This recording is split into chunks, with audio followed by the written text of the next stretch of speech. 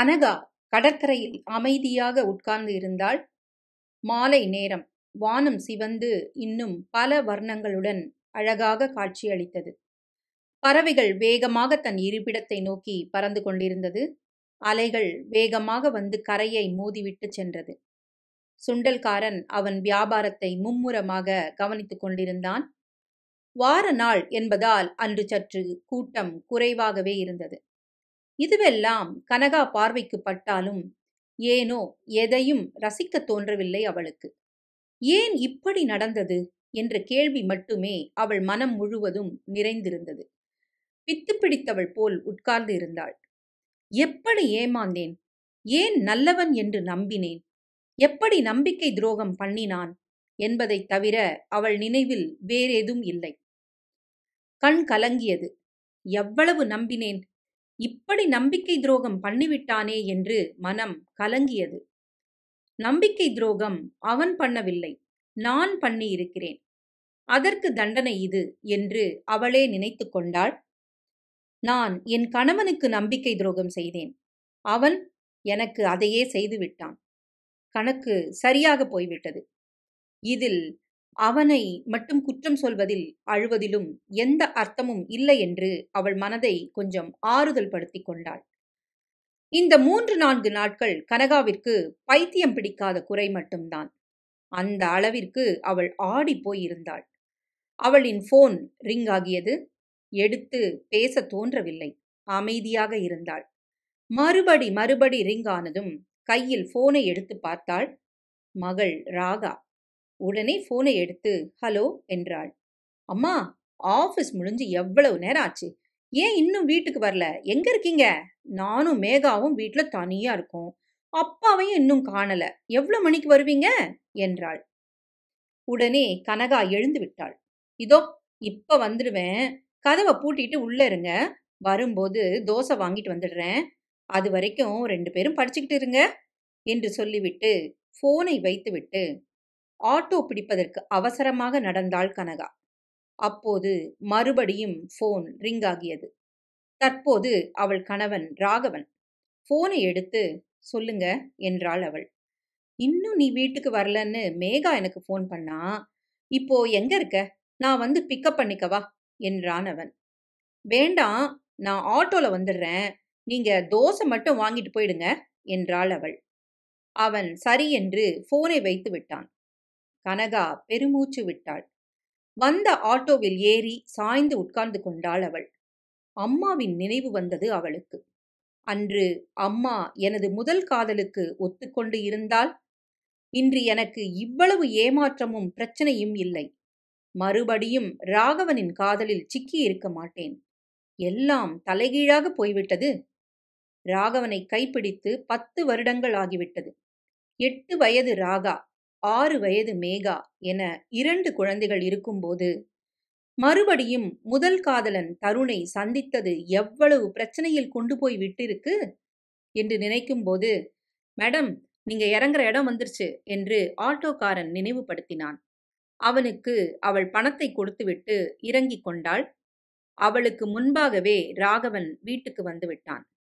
கனகா வரும்போது கதவு திறந்திருந்தது. அவளை கண்டதும் 2 பிள்ளைகளும் ஓடி வந்து கட்டிப்பிடித்து கொண்டார்கள். என்னம்மா இவ்வளவு நேரம் என்றார்கள். எனக்கு கொஞ்சம் ஆபீஸ் விஷயமா வெளியில போக வேண்டியிருந்தது. அதனால லேட் ஆயிடுச்சு. நீங்க 2 பேரும் சாப்பிடுங்க என்றாள் கனகா. நீங்களும் வந்த அப்புறம் தான் சாப்பிட்றோம். நீங்க முதல்ல ரிஃப்ரெஷ் ஆயிட்டு வாங்கம்மா என்றார்கள் அவர்கள். கனகா அவசரமாக ரிஃப்ரெஷ் ஆகி உடை மாற்றி கொண்டு வந்தாள். அனைவரும் அமைதியாக சாப்பிட்டு முடித்தார்கள். ராகவன் கனகாவிடம், ஏன் 2-3 நாளாவே உன்னோட முகமே சரியில்லை? ஏதாவது பிரச்சனையா என்றான். அவளுக்கு தூக்கி வாரி போட்டது. இல்ல, அப்படிலாம் எதுவும் இல்ல. வேலை சேஞ்ச் ஆச்சு அதனால என்று சமாளித்தாள். பழைய ஆபீஸ்ல தானே இப்ப வேலை. அப்புறம் என்ன, பழகுன இடம் தானே என்றான் அவன். ஆமா, கொஞ்சம் கஷ்டமா இருக்கு, பழகிடும் என்றாள். சரி போய் படு, நான் பிள்ளைங்களுக்கு பால் காய்ச்சி கொடுக்கறேன் என்றான் அவன். பரவாயில்ல, நானே கலந்து கொடுத்து தூங்க வைக்கிறேன் என்று அவள் சமையலறை பக்கம் சென்று விட்டாள். சற்று நேரத்தில் இருவருக்கும் பாலை காய்ச்சி எடுத்து வந்து குடிக்க கொடுத்துவிட்டு பிள்ளைகளிடம் அன்று ஸ்கூலில் நடந்த விஷயங்களை கேட்டு தெரிந்து கொண்டாள். ஹோம்வொர்க் ஏதும் செய்வதற்கு ஹெல்ப் தேவையா என கேட்டாள் கனகா. இல்லம்மா, இப்ப செய்யறதுக்கு எதுவுமே இல்ல, நாளைக்கு சனிக்கிழமை தானே, மெதுவா செய்யலாம், படுக்கலாமா என்றார்கள். கனகா பிள்ளைகளை படுக்க வைத்து தானும் போய் கட்டிலில் சாய்ந்தாள். ராகவன் டிவி பார்த்து கொண்டிருந்தான். சற்று நேரத்தில் அயர்ந்து தூங்கிவிட்டாள். இடையில் திடுக்கிட்டு எழுந்தாள். ஏதோ கெட்ட கனவு. முகமெல்லாம் வேர்த்து போனது. பக்கத்தில் ராகவன் குரட்டை சத்தத்துடன் தூங்கிக் கொண்டிருந்தான். அந்த சத்தத்தில் மறுபடியும் தூங்குவதற்கு அவளுக்கு பிடிக்கவில்லை. மெதுவாக எழுந்து போய் பக்கத்து அறையில் கிடந்த கட்டிலில் சாய்ந்தாள். அவளுக்கு இது நாள் மட்டும் நடந்தவைகள் எல்லாம் படமாக ஓடியது. முதல் முதல் காலேஜில் தருணை சந்தித்த நாள் மறக்கவே முடியாது. லெக்சர் ஹாலுக்கு எப்படி போவது என்று தடுமாறி நின்றபோது தருண் அந்த பக்கம் வந்தான். கனகா மெதுவாக, எக்ஸ்கியூஸ் மீ, ஹாலுக்கு எந்த பக்கம் போகணும் என்றாள். நீங்க எந்த டிபார்ட்மெண்ட் என்றான் அவன். ஆர்ட்ஸ் என்றாள். நேரா போய் இடது பக்கம் திரும்பி நடந்தா கடைசியா வரும் என்றான் அவள் அவனுக்கு அவசரமாக தேங்க்ஸ் கூறிவிட்டு ஓட்டமும் நடையுமாக சென்றாள். அன்று காலேஜ் முதல் நாள் வேறு. படபடப்பாக இருந்தது. போய் ஒரு இடத்தில் உட்கார்ந்து கொண்டாள். பல மாணவர்கள் இருந்தார்கள். அவர்களை பார்க்கும்போது இவளுக்கு வேர்த்தது. அமைதியாக உட்கார்ந்து இருந்தாள். பக்கத்தில் இருந்த ஒரு மாணவி தன்னை அறிமுகப்படுத்திக் கொண்டாள், சுந்தரி என்று. கனகா பதிலுக்கு பெயரை கூறினாள். சற்று நேரத்தில் அவர்களை வகுப்பிற்கு போகும்படி கூறினார்கள். எல்லோரும் பிரிந்து அவர்கள் வகுப்பு மாணவர்களுடன் சேர்ந்து நின்று கொண்டார்கள். அப்போது அந்த வகுப்பு மாணவர்களை அவர்களின் பேராசிரியர்கள் அழைத்துச் சென்றார்கள். அப்போது ஓரளவிற்கு கனகாவிற்கு பயம் போய்விட்டது. அவளின் வகுப்பு பேராசிரியர் வந்தனா எல்லோரிடமும் அன்பாக பேசினார். பகல் லஞ்ச் டைம் சாப்பிட போகும்போது மறுபடியும் தருணை கண்டாள் கனகா. அவன் இவளை நோக்கி வருவதை கவனித்த கனகா சற்று நடுங்கி போனாள். அவன் வந்து, ஹாய், எனது பெயர் தருண், உங்களுக்கு இந்த காலேஜ் பிடிச்சிருக்கா என்றான். அவள் தடுமாறி, இப்போதானே வந்திருக்கேன், போக போக தான் தெரியும் என்றாள். உங்க பேரு என்றான் அவன். கனகா என்றாள் இவள். நான் ஆர்கிடெக்சர் 2ஆம் வருஷம் என்றான் அவன். உங்க காலேஜில் ராகிங்லாம் இல்லையா என்றாள் அவள். ஏன், உங்களை யாரும் ராகிங் பண்ணணுமா என்றான் அவன். இல்ல, அதுக்கு பயந்துதான் நான் காலையில லேட்டா வந்தேன் என்றாள். முன்பு இருந்துச்சு, அதுக்கப்புறமா ராகிங் பிரச்சனையினால ஒரு மாணவன் இறந்துட்டான். அதன் பிறகு நம்ம காலேஜில் ராகிங் பண்ணக்கூடாதுன்னு ஆர்டர் என்றான் அவன். அதுவும் ஒரு விதத்தில் நல்லது என்று மனதில் நினைத்து கொண்டாள் அவள். வெளியில் ஏதும் சொல்லவில்லை. சரி, எனக்கு டைம் ஆகுது என்று அவன் சென்று விட்டான். அப்படி ஆரம்பித்தது அவர்கள் நட்பு. இருவரும் அடிக்கடி சந்தித்துக் கொண்டார்கள். எப்போது அது காதலாக மாறியது என்றே தெரியவில்லை. நாட்கள் சென்றது. கனகா தருண் காதல் எந்த பிரச்சனையும் இல்லாமல் போனது. கனகா கொஞ்சம் வசதியான குடும்பத்தில் பிறந்தவள். ஒரே அண்ணா, அப்பா தனியார் கம்பெனி வைத்திருக்கிறார்கள். தருண் குடும்பம் கொஞ்சம் வசதி குறைந்தவர்கள். அப்பா பலசரக்கு கடை வைத்திருக்கிறார். ஒரு அக்கா, தம்பி என்று சிறிய குடும்பம் அவர்களுடையதும். கனகா காதல் அவர்கள் வீட்டில் தெரிந்து அம்மா சரோஜா வீட்டை 2 படுத்திவிட்டாள். தருணை பற்றி எல்லாம் விசாரித்து விட்டதாகவும், அவர் குடும்பம் அடிமட்டத்து குடும்பம், அவர்கள் நமக்கு ஒத்து வரமாட்டார்கள், இதை ஒரு நாளும் நாங்கள் ஏற்றுக்கொள்ள மாட்டோம், அதை மீறி திருமணம் நீ செய்து கொண்டால் எங்களை மறந்துவிடு, அதன் பிறகு இந்த வாசல் படியே மிதிக்கக்கூடாது என்று பிடிவாதமாக கூறிவிட்டாள் சரோஜா. கனகாவிற்கு என்ன செய்வது என்று தெரியவில்லை. தருணை தேடி போனாள். வீட்டில் நடந்தவற்றை கூறி, நாம் உடனே திருமணம் பண்ணிக்குவோம் என்றாள் அவள். அவனோ திடுக்கிட்டு போனான். இன்னும் காலேஜே முடிக்கல, இப்போ எப்படி முடியும்? எனக்கு ஒரு அக்கா வேற இருக்கா, அவளோட திருமணம் பண்ணாம நான் எப்படி செஞ்சுக்கிறது? அவளுக்கு வேற இன்னும் எந்த வரனுமே அமைய மாட்டேங்குது. வந்து பார்க்குற மாப்பிள்ளைங்க கேட்குற வரதட்சணையை எங்களால கொடுக்க முடியாது. அந்த அளவுக்கு நாங்க வசதியானவங்க இல்ல என்றதும் கனகா கோபப்பட்டாள். அப்போ ஏன் என்ன லவ் பண்ணீங்க என்று கோபித்தாள். எனக்கு தெரியுமா, உங்க வீட்டில் இவ்வளவு சீக்கிரத்துல நம்ம காதல் தெரிய வரும்னு? நான் காலேஜ் முடிச்சு வேலைக்கு போனப்புறம் நம்ம காதலை உங்க வீட்டில் சொல்லி திருமணம் பண்ணிக்கலான்னு நினைச்சேன் என்றான் அவன். அதற்கிடையில நம்ம காதல் நம்ம வீட்டுக்கு தெரிஞ்சு அம்மா வேற மேல கீழயும் குதிக்கிறாங்க. இப்ப நான் என்ன செய்யறது?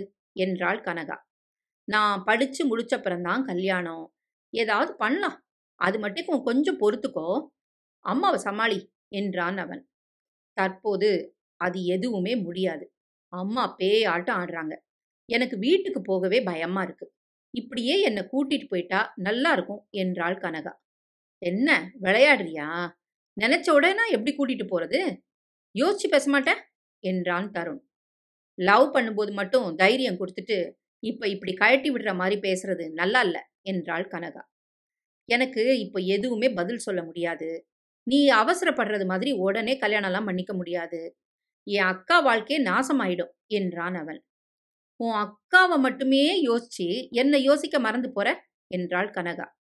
அப்படி இல்ல, எனக்கு அக்காவும் முக்கியம் என்றான் அருண். அவள் உடனே எழுந்து விட்டாள். உன் அக்காவையே கட்டிக்கிட்டு அழு, என்ன ஆள விடு என்று வேகமாக நடந்து சென்று விட்டாள். அதன் பிறகு கனகாவை வேறொரு காலேஜுக்கு மாற்றி விட்டார்கள் அவள் பெற்றோர்கள். அப்படியே விடுபட்டு போனது அந்த காதல். கனகாவும் காலேஜ் முடித்து வேலைக்கு போக ஆரம்பித்தாள். வீட்டில் அவள் வேலைக்கு போவதை அவ்வளவாக யாரும் விரும்பவில்லை. இவள் பிடிவாதமாக போய்க் கொண்டிருந்தாள். அப்போது அங்கு வேலை செய்த ராகவன் அவனின் காதலை இவளிடம் சொன்னான். இவள் முடியாது என்றும் மறுத்தாள். அவனும் விடுவதாக இல்லை. தொடர்ந்து வற்புறுத்தியதால் இவளும் அவனை காதலிக்க ஆரம்பித்தாள். ராகவனின் குடும்பம் வசதியான குடும்பம். நல்ல வேலை என்றதும் கனகா வீட்டில் இந்த காதலை ஏற்றுக்கொண்டார்கள். அவளுடைய பண ஆசை பிடித்த பெற்றோர். இருவரும் திருமணம் செய்து 2 குழந்தைகளையும் பெற்றெடுத்து அவர்கள் தற்போது ஓரளவிற்கு வளர்ந்தும் விட்டார்கள். ஆபீஸ் விஷயமாக வெளியில் போயிருந்த கனகா மறுபடியும் தருணை சந்திப்போம் என்று கனவிலும் நினைக்கவில்லை. அவன் வந்து ஹாய் என்றான். இவளுக்கு முகம் எல்லாம் வீர்த்து போய்விட்டது. பதிலுக்கு தட்டு தடுமாறி ஹாய் என்றாள் அவளும். எப்படி இருக்க என்றான் அவன். நல்லா இருக்கேன் என்று சொல்வதற்கு ஏனோ மனம் இடம் கொடுக்கவில்லை. இருக்கேன் என்றாள். பிள்ளைகள் என்று இழுத்தான் அவன். 2 பெண் குழந்தைங்க இருக்காங்க என்றாள். உனக்கு என்று வாய் வந்ததை உங்களுக்கு என்று மாற்றினாள். 6 வயதுல ஒரு பையன் மட்டும் என்றான் அவன். நம்மளோட 2 கம்பெனியும் சேர்ந்து தான் இந்த ப்ராஜெக்ட பண்ண போறாங்க என்றான் அவன். அப்படியா, எனக்கு எதுவுமே தெரியாது என்றாள். எனக்கும் இங்க வந்தப்புறம் தான் தெரியும். இங்க உள்ளவங்க எல்லாம் அப்படித்தான் பேசிக்கிறாங்க என்றான்.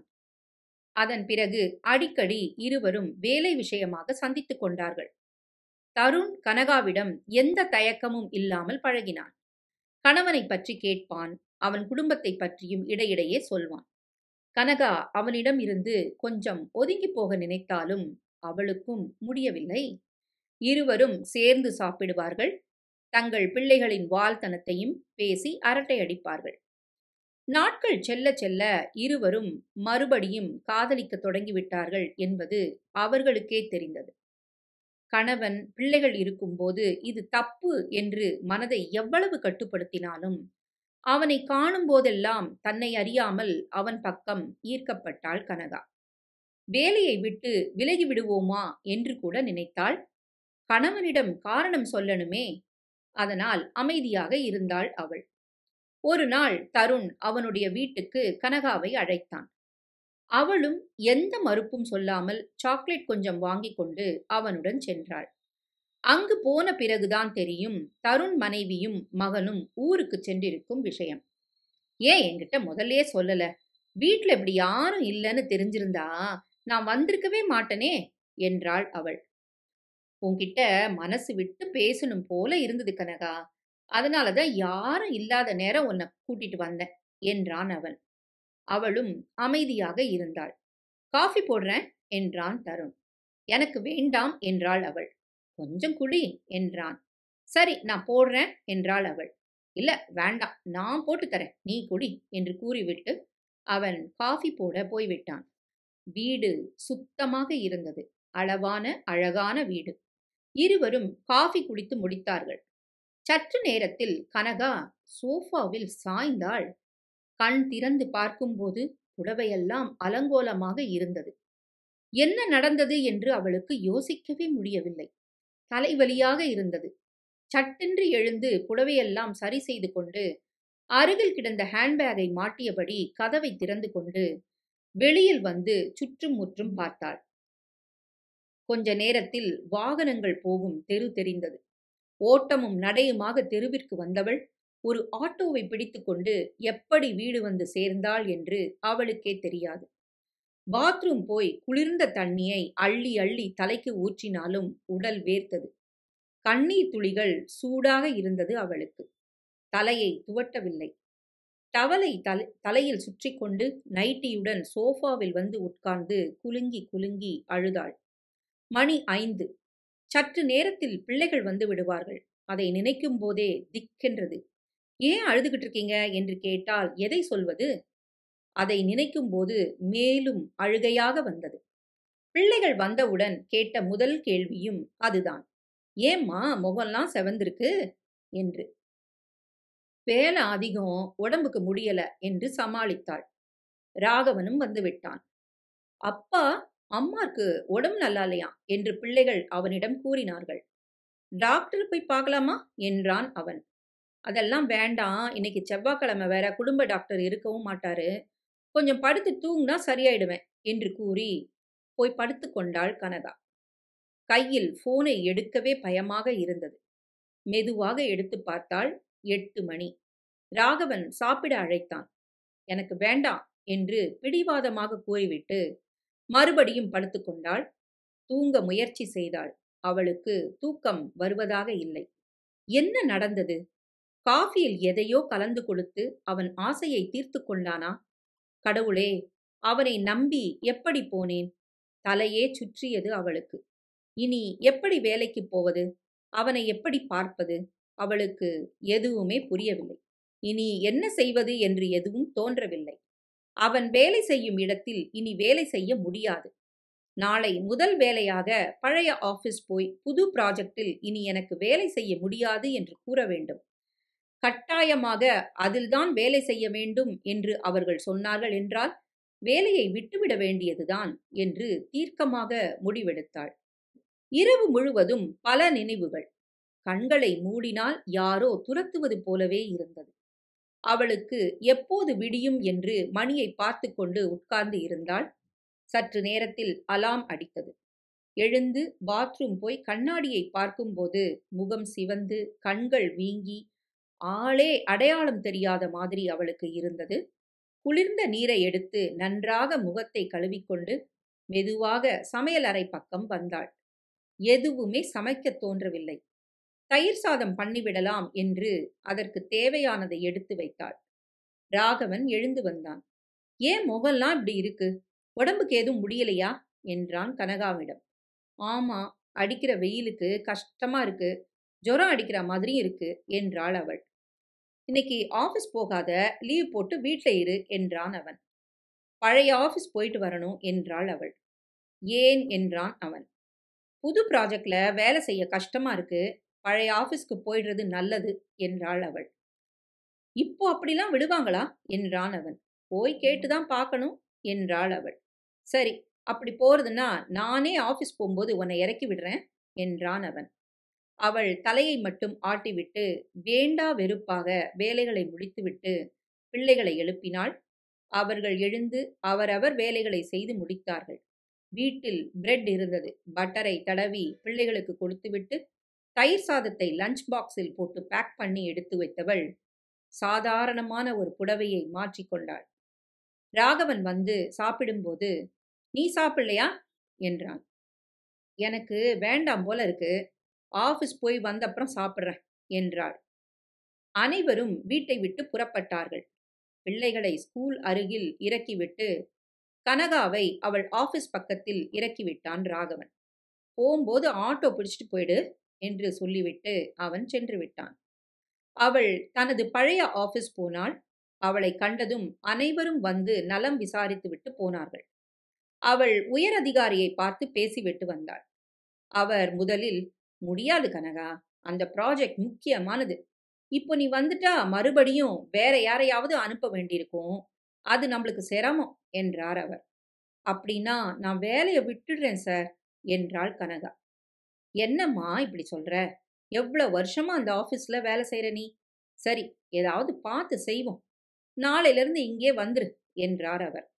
அவளுக்கு அது நிம்மதியாக இருந்தது. அனைவரிடமும் கூறிவிட்டு வெளியே வந்து ஒரு ஆட்டோ பிடித்துக்கொண்டு வீட்டுக்கு வந்து சேர்ந்தாள் கனகா.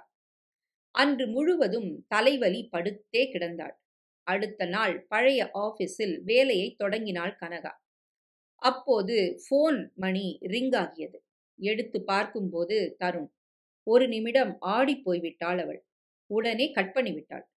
மறுபடியும் ரிங் வரவே, ஆபீஸ் நேரத்தில் அடிக்கடி ரிங் வருவதை மற்றவர்கள் கவனித்தால் அது நல்லதில்லை என்று நினைத்து கை நடுக்கத்துடன் போனை எடுத்து ஹலோ என்றாள்.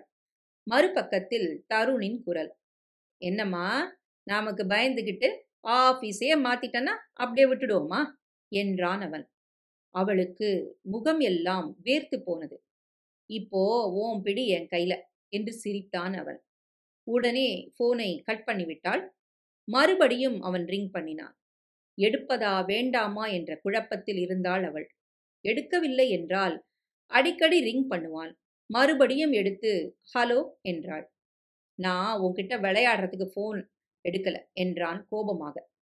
நான் சொல்றத நீ கேட்டா உனக்கு நல்லது, இல்லைன்னா நான் வேற மாதிரி கொண்டு போயிடுவேன் என்றான் தருண். எனக்கு கொஞ்சம் பணம் தேவை. உன் கணவன் தான் ரொம்ப ரிச் மேன், பணக்காரனாச்சே. அவன்கிட்ட வாங்கி தருவியோ இல்லைன்னா நீயே தருவியோ அதை பத்தி எனக்கு கவலை இல்லை. எனக்கு அவசரமா பணம் வேணும் என்றான் தருண். எதுக்கு நான் பணம் கொடுக்கணும் என்றாள் அவள். ஏன், 2 நாளைக்கு முன்னாடி நடந்தது நினைவுல இல்லையா? என் கூட சல்லாபமா இருந்தது என்றான் அவன். அவளுக்கு தூக்கி வாரி போட்டது. என்ன உளறீங்க என்றாள் அவள்.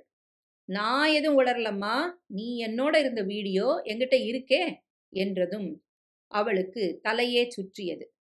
இப்போ நம்ம வீடியோ என் கையில, ராகவன்கிட்ட காட்டி பணம் வாங்கட்டுமா என்றான் அவன்.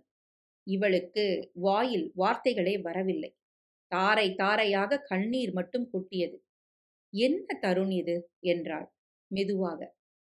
என்கிட்ட பணம் இல்லைன்னு தானே அன்னைக்கு என்னை தூக்கி வீசிட்டு போன, அதுக்கு பரிகாரம் என்றான் நக்கலாக. 2 பேரும் பணம் தர்றதுக்கு மறுத்தீங்கன்னா உன் வீடியோவை வச்சு எப்படி பணம் சம்பாதிக்கணும்னு எனக்கு தெரியும் என்றான் தருண். அவளுக்கு மூச்சே அடைப்பது போல் இருந்தது. போனை கட் செய்துவிட்டு நாற்காலியில் தொப்பென்று உட்கார்ந்தாள். தண்ணீர் பாட்டிலை எடுத்து முழுவதையும் குடித்து முடித்த பிறகும் படபடப்பாக இருந்தது. ஆபீஸுக்கு அரை நாள் லீவ் போட்டுவிட்டு வெளியில் வந்து மறுபடியும் தருணுக்கு ரிங் பண்ணினாள். அவன் எடுக்கவில்லை. ஒரு ஆட்டோவை பிடித்துக்கொண்டு வீடு வந்து சேர்ந்தாள் கனகா. மறுபடியும் தருணுக்கு ரிங் பண்ணினாள். அவன் எடுத்தான். ஏன் தருண் என்னை இப்படி சித்திரவதை செய்யற என்று அழுதாள். அவள், நான் ஒன்னும் உன்னை சித்திரவதை செய்யல, நீதான் என்னை தூக்கி எறிஞ்சிட்டு போன. உனக்கும் உன் குடும்பத்துக்கும் பணம் தான் முக்கியம். அந்த பணத்தை உன்னை வச்சே சம்பாதிச்சு காட்டுறேன் என்றான் அவன். நான் உங்களை ஏமாத்தல, நீங்க தான் என்னை திருமணம் செஞ்சுக்க யோசிச்சிங்க என்றாள் அவள். எனக்கு அந்த பழைய கதையெல்லாம் இப்ப வேண்டாம். 30 லட்சம் பணம் எனக்கு வேணும் என்றான் அவன். அதை கேட்டவுடன் அவள் துவண்டு போனாள். இப்படி என்னை நம்ப வச்சு இப்படி பண்றீங்களே என்றாள் அவள். உனக்கு எங்க போச்சு அறிவு? என்னை நம்பிதானே வந்த என்றான் அவன். அந்த நம்பிக்கையால தானே இப்போ நான் இப்படி தட்டு தடுமாறி நிக்கிறேன் என்று அழுதாள் அவள். இந்த அழுகையெல்லாம் பார்த்து ஏமாறுறவன் நான் இல்லை. உன் அழுகையை நிறுத்திட்டு பணத்தை ஏற்பாடு பண்ணு என்று போனை வைத்து விட்டான் அவன். கனகா நிலை குலைந்து போனாள். பகல் சாப்பிடவில்லை. என்ன செய்வதென்று எதுவுமே புரியவில்லை. அழுதழுது தலைவலி வேறு. உயிரை மாய்த்துக்கலாம் என்று நினைத்தாள். பிள்ளைகள் கண்முன் வந்து நின்றார்கள். கண்களில் நீர் கொட்டியது. அந்த முடிவை சட்டென்று மாற்றிக்கொண்டாள். கடவுளே, என்னை ஏன் இப்படி சோதிக்கிற என்று அழுது தீர்த்தாள். போன் சத்தம் கேட்டாலே பயந்து நடுங்கி போனாள் அவள். ஏதாவது வீடியோ அனுப்பியிருப்பானோ என்ற பயம். மாலை ஆகிவிட்டது. பிள்ளைகள் சற்று நேரத்தில் வந்து விடுவார்கள். கட்டிலை விட்டு எழுந்தாள். படபடப்பாக இருந்தது. சாப்பிடாத களைப்பு வேறு. அழுகை ஆத்திரத்தோடு பாத்ரூம் போய் தலைக்கு குளிர்ந்த தண்ணியை அள்ளி ஊற்றிய போதும் அவளுக்கு வேர்வை அடங்கவில்லை. தன் கண்களில் இருந்து வந்த கண்ணீர் சுட்டது. அவசரமாக வெளியில் வந்து உடையை மாற்றிக்கொண்டு கட்டிலில் உட்கார்ந்தாள். பிள்ளைகள் வந்து விட்டார்கள். எப்பம்மா வந்தீங்க என்று ஓடி வந்து அம்மாவை கட்டி பிடித்துக் கொண்டனர் இருவரும். வழக்கமா பிள்ளைகள் வந்த பிறகுதான் கனகா வீட்டுக்கு வருவது வழக்கம். அவர்கள் வந்து சிறிது நேரம் தனியாகவே இருப்பார்கள். இன்று அவர்கள் வருவதற்கு முன்னதாகவே அம்மா வந்திருப்பது அவர்களுக்கு அளவில்லாத ஆனந்தத்தை அளித்தது. இருவரும் உடைகளை மாற்றிக்கொண்டு வந்தார்கள். இருவருக்கும் பால் காய்ச்சிக் கொடுத்தாள் கனகா. தனக்கும் கடமைக்காக ஒரு காஃபியை போட்டுக்கொண்டு வந்து உட்கார்ந்தாள். அதில் சர்க்கரை போடுவதற்கும் மறந்து போனாள். கணவன் ராகவன் வந்து தன்னிடம் இருந்த சாவியில் கதவை திறந்து கொண்டு உள்ளே வந்து சோஃபாவில் உட்கார்ந்தான். காஃபி போட்ட போல என்று எடுத்து குடித்தவன், ஏன் சக்கரை போடல? இப்படி காஃபி போட்டிருக்க என்றான் அவன். அது எனக்கு போட்டது என்றாள் கனகா. அதுக்காக இப்படியா சக்கரை போடாம குடிப்ப என்றான் அவன். அவள் அமைதியாக இருந்தாள். எனக்கு ஒரே தலைவலியா இருக்கு என்றாள் கனகா. சரி, நைட் சாப்பாடு தோசை பண்ணலாமா என்றான் அவன். தோசை மாவு இருக்கு என்றாள். இன்னைக்கு தருண்னு ஒருத்தன் எனக்கு ஃபோன் பண்ணான் என்றதும் இவள் ஆடி போனாள். உன் ஃப்ரெண்டுன்னு சொன்னா, நீ பழைய ஆஃபீஸ் போனது அவனுக்கு தெரியாதோ, அதனால தான் எனக்கு ஃபோன் பண்ணதாவும் சொன்னான் என்றதும் கனகாவிற்கு வேர்த்து போனது. ஆமா, நான் யார்கிட்டையும் சொல்லல என்றாள் அவள். சரி, நீ போய் படு, நான் ஏதாவது பண்றேன் என்றான். அப்பா, எங்களுக்கு நூடுல்ஸ் செஞ்சு தாங்க என்று அடம் பிடித்தார்கள் பிள்ளைகள். சரி சரி, செஞ்சு தரேன், இப்ப போய் படிங்க என்றான் அவன். கனகா அறைக்கு சென்று கட்டிலில் சாய்ந்தாள். அவளுக்கு தலையே சுற்றியது. தற்போது என்ன நடக்கும் என்றே அவளுக்கு ஒன்றுமே புரியவில்லை. ஏன் தருண் ராகவனுக்கு ஃபோன் பண்ணினான்? அவன் ராகவன் ஃபோன் நம்பர் கேட்கும்போது கொடுத்திருக்க கூடாது. எவ்வளவு நம்பிக்கை! பாவி, இப்படி பழிவாங்கிறான் என்று தன்னைத்தானே திட்டிக் கொண்டாள் அவள். அப்போது கணவன் வந்து கதவை தட்டி சாப்பிட அழைத்தான். எனக்கு சாப்பாடு வேண்டாம் என்றாள் அவள். விளையாடாம வந்து சாப்பிட்டு படு என்று அவன் அதட்டவும் மெதுவாக எழுந்து வந்தாள் அவள். ஏம்மா முகம் செவந்திருக்கு என்றாள் ராகா. வெயில்மா, அதிகமான வேலை, வந்து தலைக்கு குளிச்சது, தலைவலி, அதாத்தான் இருக்கும் என்று சமாளித்தாள். அதன் பிறகு அமைதியாக சாப்பிட்டு முடித்தார்கள் அனைவரும். பாத்திரங்களை கழுவி வைத்துவிட்டு பிள்ளைகளுடன் சற்று நேரம் உட்கார்ந்து இருந்தாள் கனகா. இரண்டு பேரும் அம்மா மடியில் தலை வைத்துக்கொண்டு ஏதோ கதை சொல்லவே அவளுக்கு எதுவுமே காதுக்குள் போகவில்லை. சரி, நீங்க போய் படுங்க, நாளைக்கு ஸ்கூலுக்கு போகணும் என்று அதட்டி அவர்களை அறைக்கு அனுப்பிவிட்டு தானும் போய் படுத்து விட்டாள். அடுத்த நாள் தருண் ஃபோன் பண்ணினான். அப்போதுதான் அவள் ஆபீஸ் போய்க் கொண்டு இருந்தாள். எடுக்கும் போதே கை நடுங்கியது அவளுக்கு. பணம் ஏற்பாடு பண்ணிட்டியா என்றான் அவன். இன்னும் இல்ல என்றாள் அவள். பிரச்சனை இல்ல, உன் வீடியோவை உன்னோட ஹஸ்பண்டுக்கு அனுப்பிடுறேன். நேத்து தான் ஃபோன் பண்ணி என்ன நானே அறிமுகப்படுத்திக்கிட்டேன் அவங்கிட்ட என்றதும், அவசரப்படாதீங்க, பணம் ஏற்பாடு பண்றேன், என் வீடியோவை அனுப்பி என் வாழ்க்கையே வீணாக்கிடாதீங்க என்று கெஞ்சினாள் கனகா. 2 நாள் டைம் தரேன், அதுக்கிடையில பணம் தரலன்னா அதுக்கப்புறம் தான் என் விளையாட்டே உனக்கு தெரியும் என்று போனை கட் பண்ணி விட்டான் அவன். ஒரு நிமிடம் அப்படியே நின்று விட்டாள் அவள். ஆபீஸ் போகாமல் லீவு சொல்லவும் ஒரு மாதிரியாக இருந்தது அவளுக்கு. இந்த ஆபீஸ் வந்து 2 நாள் கூட ஒழுங்காக வேலை செய்யவில்லை. வேலைக்கு போனாலும் நிம்மதியாக வேலை செய்யவும் முடியாது. கண்களில் கண்ணீர் எட்டி பார்த்து கொண்டே இருந்தது. தெருவில் நிற்பதையே அப்போதுதான் உணர்ந்தாள். கண்களை அவசரமாக துளைத்துக் கொண்டாள். மானமே போக போகுது, வேலை போனா என்ன, போட்டும், உடம்பிற்கு முடியல என்று 2 நாட்கள் லீவு வேண்டும் என்றும் போனில் தகவல் அனுப்பிவிட்டு மறுபடியும் வீட்டுக்கு வந்து விட்டாள். போன் ரிங் ஆகியது. தருண் லைனில். என்ன சொல்ல போறான் என்று பதட்டமாக போனை எடுத்தாள். அவன், பணத்தை ஏற்பாடு பண்ணிடு, 2 நாள்ல எனக்கு பணம் தேவை என்றான். அவள் அமைதியாக இருந்தாள். சத்தத்தையே காணல, இன்னும் 2 நாள் இருக்குதானே அப்படின்னு அமைதியா இருக்காத, எனக்கு 2 நாள்ல பணம் தரல, நான் உன் மானம் கப்பல் ஏறும் என்று போனை வைத்து விட்டான் அவன். நாய்ப்பயல், வீட்டுக்கு கூட்டிட்டு போய் காஃபியில மயக்க மருந்த கலந்து குடிக்க கொடுத்து எப்படிலாம் படம் எடுத்தானோ வீடியோ எடுத்தானோ தெரியலையே. இதை எப்படி மத்தவங்க கிட்ட போய் சொல்றது? அவன நம்பி போனது நானு. நம்பிக்கை துரோகம் பண்ணது அவன். இப்படி மாட்ட வச்சு இவ்வளவு பணம் கேட்டு மிரட்டுறான். ஒரு நாளும் உருப்பட மாட்டான் என்று நினைத்தவளுக்கு, சட்டென்று அவன் மனைவியை போய் பார்த்து பேசினால் என்ன? ஏதாவது முடிவு கிடைக்குமே என்று தோன்றியது. சட்டென்று எழுந்து முகத்தை கழுவிக்கொண்டு கதவை பூட்டிவிட்டு தெருவிற்கு வந்து ஒரு ஆட்டோ பிடித்தாள் கனகா. எப்படி அவன் வீட்டுக்கு போவது? அவன் வீட்டில் இருந்தால் என்ன செய்வது? அவன் மனைவி எப்படி நடந்து கொள்வாள் என்று ஒரே குழப்பமாக இருந்தது. தற்போது 10 மணிக்கு மேல ஆகுது. வீட்ல யாருமே இல்லன்னா என்ன பண்றது? சரி, போய்த்தான் பாப்போம் என்று அமைதிப்படுத்திக் கொண்டாள் கனகா. தருண் பையன் ஆகாஷ் ஸ்கூலுக்கு போயிருப்பான். சபிதா என்று மனைவி பெயரை சொன்னது ஞாபகம் இருக்கு. அடிக்கடி தருண் சொன்ன ஞாபகம். தெருவில் இறங்கி அவன் வீட்டுக்கு நடந்தாள். அந்த வீட்டை பார்க்கும்போது அன்று நடந்த சம்பவம் ஞாபகத்திற்கு வந்து தொண்டை வறண்டு போனது. மெதுவாக போய் கதவை தட்ட நினைத்தவள் ஒரு நிமிடம் தயங்கி நின்றாள். பேச்சுக்குரல் ஏதாவது கேட்குதா என்று கவனித்தாள். எந்த சத்தமும் இல்லை. தைரியத்தை வரவழைத்துக் கொண்டு கதவை தட்டினாள். முடியை குட்டையாக வெட்டிய ஒரு பெண் கதவை திறந்தாள். கனகாவிற்கு தற்போதுதான் மூச்சே வந்தது. தருண் வீடு இதானே என்றாள் கனகா. ஆமா, நீங்க? நான் கனகா என்றதும் அவளின் முகம் மாறியது சட்டென்று. அதை கவனித்த கனகா, நீங்க சபிதா தானே என்றாள். ஆமா, தருணின் மனைவி என்றாள் அழுத்தமாக. உங்ககிட்ட கொஞ்சம் பேச முடியுமா என்றாள் கனகா. வாங்க உள்ள என்று அழைத்தாள் சபிதா. சோஃபாவை காட்டி உட்காருங்கள் என்றாள் அவள். கனகா அமைதியாக உட்கார்ந்தாள். என்ன பேசுவது என்று எதுவும் புரியவில்லை அவளுக்கு. ஏதோ ஒரு விஷயத்தில் வந்துவிட்டால் தற்போது வாய் திறக்க மறுக்கிறது.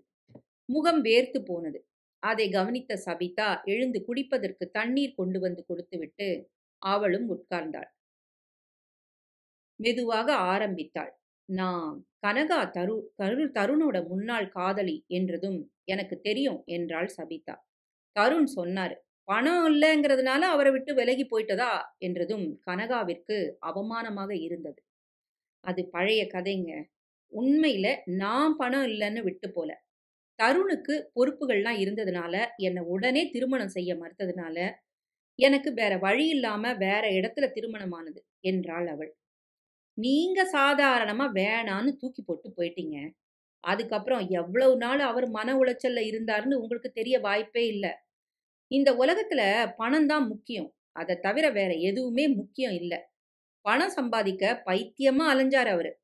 எந்த தொழில் செஞ்சாவது நிறைய பணம் சம்பாதிச்சிடணுங்கிறது மட்டும்தான் அவர் குறிக்கோளா இருந்துச்சு. அவர் அக்கா என் அண்ணனை தான் திருமணம் பண்ணிட்டு இருக்காங்க. அவங்க குடும்பம் நல்ல குடும்பம். உங்கள காதலிச்ச குற்றத்துக்காக அவர் பைத்தியக்காரனா மாறுறத நான் விரும்பல. அவர் அக்கா என்கிட்ட தருணோட வாழ்க்கை இப்படி போயிட்டதுக்கு நானும் ஒரு காரணம்னு சொல்லி கவலைப்படுவாங்க. அப்புறம் நான் அவரை காதலிச்சு திருமணம் பண்ணிக்க போராட வேண்டியிருந்தது. அதுக்கப்புறமா தான் அவரு அடிக்கடி அவரை நான் சந்திச்சு எப்படியோ காதலிச்சு திருமணத்தை பண்ணிக்கிட்டேன் என்றாள் சபிதா. கனகா நடந்தவற்றை சபிதாவிடம் கூறினாள். அவள் ஆடி போய்விட்டாள். என்ன சொல்றீங்க, உண்மையாவா என்றாள் சபிதா. ஆமா, நான் தருணை மறுபடியும் சந்திப்பேன்னு நினைக்கவே இல்ல. ஆனா நாங்க 2 பேரும் ஒரே ஆபீஸ்ல வேலை செய்யறதுக்கு சந்தர்ப்பம் அமைஞ்சிட்டது. தருண் என்கிட்ட நல்ல நண்பனை போலத்தான் பழகுனாரு. அதை நம்பிதான் உங்களையும் ஆகாஷையும் பார்க்கறதுக்காக அவரோட இங்க வந்தேன். வந்தப்புறம்தான் நீங்க ஊருக்கு போயிருக்கிறது எனக்கு தெரியும் என்றாள். அப்போதான் நான் தருணை சந்தேகப்படல. அது வரைக்கும் காஃபி போட்டு கொடுத்தாரு. அதுக்கப்புறம் கண் விழிச்சு பார்க்கும்போது என் புடவையெல்லாம் கலைஞ்சு என்று அழுதாள் கனகா. சபிதாவிற்கு தலை சுற்றியது. மறுபடி இவ்வளவு பேராசையா தருணுக்கு? இல்லன்னா இவளை பழிவாங்க போட்ட திட்டமா? கடவுளே, இவர் மனசு ஏன் இப்படி போகுது என்று அவள் கவலைப்பட்டாள். கனகா சபிதாவின் கால்களை பிடித்துக்கொண்டு அழுதாள். என்னை காப்பாத்துங்க என்று. சபிதா, உங்களை விட நான் சின்னவ. என் கால்ல போய் விழுந்துகிட்டு முதல்ல நீங்க எழுந்து உட்காருங்க என்று அவளை இருக்கையில் உட்கார வைத்தாள். சபிதா அமைதியாக சிறிது நேரம் இருந்தாள். நீங்க எதுவுமே யோசிக்காதீங்க. இனி அவர் உங்ககிட்ட பணம் கேட்டு ஃபோன் பண்ண மாட்டாரு. அப்படி ஏதாவது வீடியோலாம் இருந்துச்சுன்னா அதை நான் பார்த்தே அழிச்சிடுறேன். அந்த அளவுக்கு போயிருக்க மாட்டார்ன்னு நினைக்கிறேன் என்று பெருமூச்சு விட்டாள் சபிதா. கனகா, இந்த உதவிய நான் எப்போதும் மறக்க மாட்டேன் என்று கும்பிட்டு வெளியில் வரும்போது சபிதா, மறுபடியும் தருண நீங்க இப்போ காதலிக்கல தானே என கேட்க, அந்த கேள்வி சுருக்கென்றது கனகாவிற்கு. இல்லை என்று கூறிவிட்டு வேகமாக அங்கு இருந்து வந்து விட்டாள். என்ன மன்னிச்சுக்கோ சபிதா, உனக்கு துரோகம் பண்ண பார்த்தனே, உன்கிட்ட அதை மட்டும் மறைச்சிட்டேன் என்று மனதில் நினைத்து கொண்டு வந்து சேர்ந்தாள் வீட்டுக்கு. அப்போதும் போன் ரிங் பண்ணினதால் திக்கென்றது அவளுக்கு. அதன் பிறகு என்ன நடந்ததோ தெரியவில்லை. தருண் போன் பண்ணவே இல்லை கனகாவிற்கு. 4-5 நாட்கள் எப்படியெல்லாமோ என் வாழ்க்கை ஆட்டம் கண்டுவிட்டது. கடற்கரைக்கு போய் தனியாக உட்கார்ந்து இருந்தது. பிள்ளைகளையும் கணவனையும் கவனிக்கத் தவறியது. கடவுளே, பெரிய ஆபத்தில் இருந்து என்னை காப்பாற்றி விட்டாய் என்று பெருமூச்சு விட்டாள் அவள். ராகவன் எழுந்து வந்து, ஏன் இங்க படுத்திருக்க என்றபோதுதான் சுயநினைவிற்கே வந்தாள் அவள். இல்ல, அங்க ஒரே புழுக்கமா இருந்தது, அதனால இங்க வந்து படுத்தேன் என்றாள். அவனும் அவள் அருகில் படுத்துக்கொண்டான். நடந்தது எதையும் உயிர் உள்ளவரை மறக்கக்கூடாது. மறுபடியும் எந்த தவறும் செய்யாமல் இருப்பதற்கு இது எனக்கு நல்லது ஒரு பாடம் என்று அவளே நினைத்துக்கொண்டு படுத்து உறங்கிப் போனாள் கனகா.